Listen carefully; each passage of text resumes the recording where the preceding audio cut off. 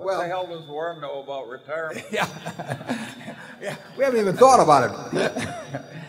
Now, let me give you one suggestion for that group.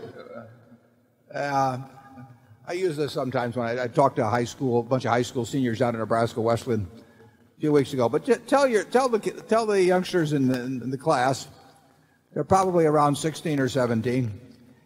And if they're like I was when I was 16, I was only thinking of two things, and Martin's Aunt Barbara wasn't going out with me, so I was down to cars.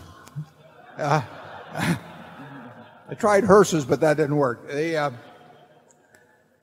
And let's assume, and I use this let's assume a genie appeared to you when you turned 16, and the genie said, you get any car you want tomorrow morning tied up in a big pink ribbon, anything you name, and it can be a Rolls Royce, it can be a Jaguar, it can be a Lexus, you name it, and that car will be there and you don't owe me a penny.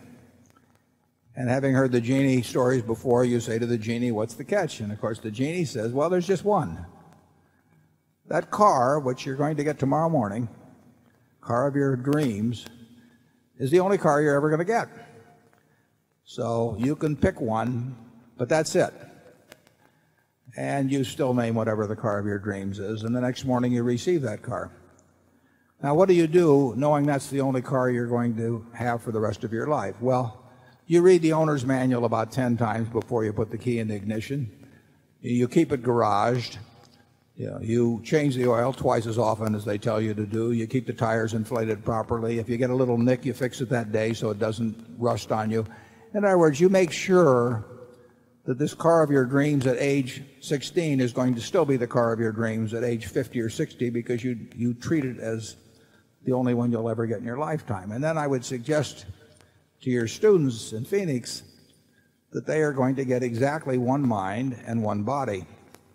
And that's the mind and body they're going to have at age 40 and 50 and 60.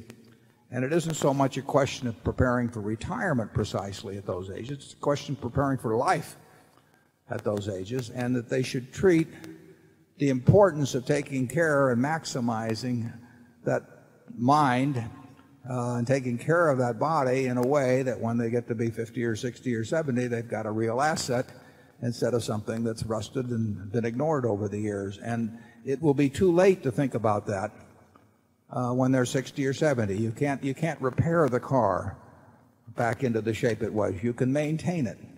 And in the case of a mind, you can enhance it in a very big way over time. But the most important asset your students have is themselves.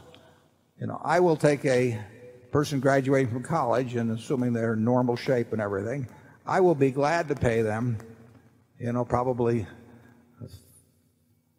$50,000 for 10% of all their earnings for the rest of their lives. Well, if I'm willing to pay them 10% for $50,000 for 10%, that means they're worth $500,000 if they haven't got a dime in their pocket, as long as they've got a good mind and a good body. Now, that asset is far, far more important than any other asset they've got, unless they've been very lucky in terms of inheritance or something. But overwhelmingly, their main asset is themselves, and they ought to treat their main asset as they would any other asset that was divorced from themselves. And if they do that and they start thinking about it now, and they develop the habits that maintain and enhance the asset, they will have a very good car, mind, and body when they get to be 60. And if they don't, they'll have a wreck. Charlie?